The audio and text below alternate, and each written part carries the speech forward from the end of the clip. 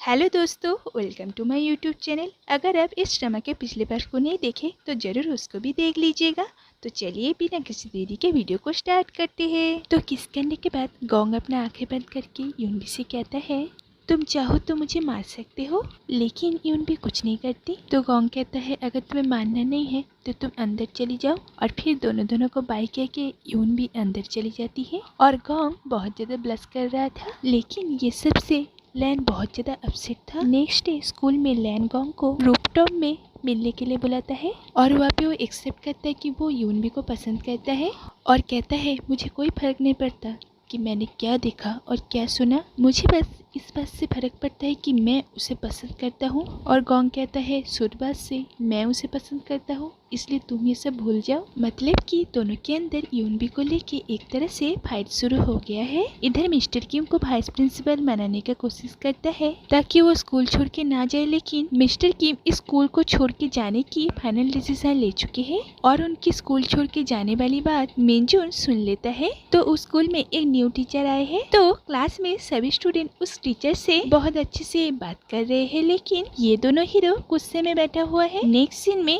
Gong terrace पे सो रहा था, तभी वहाँ पे यूनबी आती है। तो वो कहती है, मुझे पता है कि तुम यूनबी को पसंद करते हो, लेकिन क्या यूनबी भी तुम्हें पसंद करती है? ये सुन के गोंग यूनबी को मिलने के लिए बुलाता है। पहले तो दोनों में बहुत ज्यादा ऑकवर्डनेस था, तो गोंग उस किस के लिए उसे सॉरी कहता है। यूनबी कहती है, मुझे कुछ भी मत बोलो, और फिर शर्मा के वहाँ से भाग जाती है। उसके बाद दोनों पहले जैसे ही मस्ती करते हैं। इधर स्कूल की कैंटीन में स्वयं खाना खाने के लिए बैठती है, लेकिन बाकी स्टूडेंट उसे तरह तरह की बातें सुनाने लगती है। वॉशरूम में वो यूनबी से मिलती है, तो स्वयं कहती है, तुम और यूनबी दोनों ही जिंदा हो, लेकिन फिर भी सभी मुझे क्रिमिनल कह रहे हैं, क्या ये ठीक है?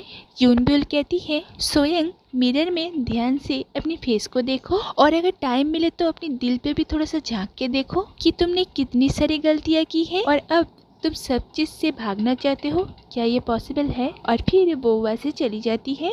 उसके बाद स्वयं अपने आप को मिरर में देखती है और उसके बाद वो मिरर को ही तोड़ देती है। मतलब कि वो अपनी गलतियां देख के भी देखना नहीं चाहती। तो घर में वो फिर से अपने पापा को अपनी स्कूल ट्रांसफर करने की बात करती है। उसके पापा उसे फिर से मना कर देता है। तो वो कहता है, मेरा इलेक्शन बहुत पास है और मैं नहीं चाहता कि उसमें तुम्हारी वजह से कोई प्रॉब्लम हो, इसलिए शांति से जहाँ पे हो वहीं पे रहो। नेक्स्ट यूनबी मॉर्निंग वॉक के लिए बाहर जाती है। वहाँ पे उसे लैन मिलता है, तो लैन पहले उसकी न्यू नंबर अपने फ़ोन में सेव कर लेता है। तभी यूनबी के फ़ोन में गोंग का मैसेज आता है और ये देख के लैन को बिल्कुल भी अच्छा नहीं लगता।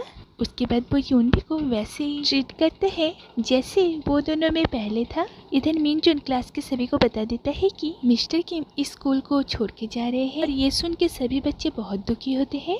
तो उस टाइम वहाँ पे गोंग भी था और वो भी ये बात सुन लेता है और उसे भी ये सुन के बहुत बुरा लगता है। उसके बाद वो मिस्टर किम से टेरिस पे मिलता है। तो गोंग पूछता है, सर क्या आप इस स्कूल को छोड़ के जा रहे हैं? तो मिस्टर किम कहते हैं, गोंग तुम्हें पता है टीचर बनने के लिए किसने मुझे इंस्पायर किया? तो गोंग पूछता है, कौन? तो मिस्टर किम कहते हैं, मैं जब स्कूल में पढ़ता था मेरे टीचर ने, जिन्होंने मुझे सिखाया कि एक अच्छा टीचर कैसे होते हैं। और पता है वो कौन है? तुम्हारा पापा। और ये सुन के गोंग थोड़ा सा शॉक हो जाता है। उसके बाद वो दोनों बहुत मस्ती करते हैं, जैसे कि वो दोनों दो दोस्त थे। इधर एक रिच मैन लैन के पापा को बहुत परेशान कर रहे थे और इस बात से लैन के साथ उस आदमी का फाइट हो जाता है और पुलिस उन तीनों को ही पकड़ के ले जाती है। तो पुलिस थोड़ा बहुत डांट के उन लोगों को छोड़ देते हैं। और वहाँ पे गोंग भी अपने पापा से मिलने के लिए आया था, लेकिन उसका हिम्मत ही नहीं हो पा रहा था, तो वो उनसे बिना मिले बाहर चला आता है। बाहर वो अपने पापा के रिलेटेड मिनजुन के पापा से बात करता है और उनसे रिक्वेस्ट करता है ताकि वो उसके पापा का अच्छे से ख्याल रखे। और ये सभी बातें लैन सुन लेता है और उसे भी समझ में आ जाता है कि प्रिंसिपल गोंग का पापा है। उसके बाद लैन के पापा पुलिस स्टेशन से बाहर आते हैं, तो गोंग उन दोनों को वहाँ पे देख के थोड़ा सा शॉक हो जाता है। लैन के पापा नोटिस करता है कि गोंग और लैन सेम क्लास में ही पढ़ता है, तो वो गोंग और लैन को एक साथ खाने के लिए लेके जाते हैं। तो खाना खाते वक्त लैन और उसके पापा का रिलेशन देख के गोंग बहुत इमोशनल हो जाता है, क्योंकि उसका और उसके पापा का रिलेशन तो बिल्कुल भी अच्छा नहीं है और ये चीज लैन भी नोटिस करता है। खाना खाने के बाद गोंग उनको बाय कह के वहाँ से जाने लगता है, तो लैन उसे रोक के कहता है, क्या तुम ठीक हो? तुम्हें देख के लगता है कि यूनबी को लेके तुम अभी से हार मानने लगे हो, क्योंकि अभी तो बस शुरुआत है उसके बाद घर में गोंग अपने पापा का नंबर फादर के नाम से सेव करता है, क्योंकि अब तक वो लीगल गार्जियन के नाम से सेव किया था। इधर स्विंग के मोबाइल ठीक हो गया था। उसे वहाँ पे यूनबी की फर्स्ट एपिसोड वाली वीडियो मिलती है और ये देख के वो कुछ बड़ा प्लान करती है। नेक्स्ट डे स्कूल में सभी स्टूडेंट प्रिंसिपल को लेके बुरा बुरा कहते हैं और वहाँ पे गोंग और लैन दोनों ही प्रेजेंट था। लैन को तो समझ में आ जाता है कि ये सब बातें से गोंग को कितना बुरा लग रहा है और उसे लगता है कि गोंग फिर से पिछली बार की तरह उन लोगों से फाइट करेगा, लेकिन इस बार गोंग उन लोगों को कुछ भी नहीं कहता और वह से बाहर चला आता है। इधर यूनब्यूल स्विन की कब्र के पास जाती है और उससे माफी मांगती है। मिस्टर किम और मिनियोंग थोड़े से दूर में खड़े हुए होते हैं तो मिनियोंग पूछती है क्या आप स्कूल छोड़ के जा रहे हैं? मिस्टर किम कहते हैं हाँ, क्योंकि मुझे नहीं लगता मुझे और वहाँ पे रहना चाहिए। मतलब इतना कुछ करने के बाद भी मिस्टर किम अपने आप को पनिशमेंट दे रहे हैं। नेक्स्ट डे क्लास में वो सभी से गुड बाय कहते हैं और कहते हैं जाने से पहले मैं तुम लोगों को एक एडवाइस देना चाहता हूँ। अगर किसी दिन तुम्हें लगे तुम लोग बहुत अकेले हो, कॉन्फ्यूज हो और डिफिकल्टी में हो, तब उस बात को जाने देना, क्योंकि तुम लोग अभी बस 18 ईयर की हो। उसके बाद सभी की तरफ से मिनजुन आज तक की सब कुछ के लिए उनको थैंक यू कहता है और सैर भी उनको थैंक यू कह के वहाँ से चला जाता है। तो मिस्टर किम अपना सामान लेके गाड़ी के पास आके देखता है कि सभी स्टूडेंट बहुत सारे मैसेज वहाँ पे लिख के रख गया था, जिनमें उन सभी की अपनी अपनी दिल की बात थी और स्कूल की खिड़की से वो से भी मिस्टर किम को स्कूल छोड़ के ना जाने के लिए मनाने की कोशिश करता है और मिस्टर किम ये सब देख के बहुत इमोशनल हो जाता है। फिर भी वो वहाँ से चले जाते हैं। नेक्स्ट डे गोंग अच्छे से तैयार होके अपनी मम्मी की गिफ्ट वाली टाई पहन के जेल में अपने पापा से मिलने के लिए जाता है। तो उसके पापा उसे वहाँ पे देख के बहुत खुश होते हैं। तो गोंग कहता है पापा आपको पता है मैं अभी रोज स्कूल जाता हूँ और वहाँ पे मैं कोई भी प्रॉब्लम क्रिएट नहीं करता हूँ, तो आपको मेरे लिए और परेशान नहीं होना पड़ेगा। तो प्रिंसिपल कहते हैं अच्छा है और कहते हैं ये टाई तुम पे बहुत सूट कर रहा है। गोंग कहता है ये मुझे मम्मी ने गिफ्ट की है और ये सुन के उसके पापा को अच्छा लगता है। गोंग कहता है आप विश्वास नहीं करेंगे लेकिन वो घर आपके बिना बहुत खाली खाली लगता है। तो प्रिंसिपल कहते हैं मेरी इस हालत के लिए तुम्हारे सर ने मुझे बहुत एम्बैरेसिंग फील हो रहा है और कहते हैं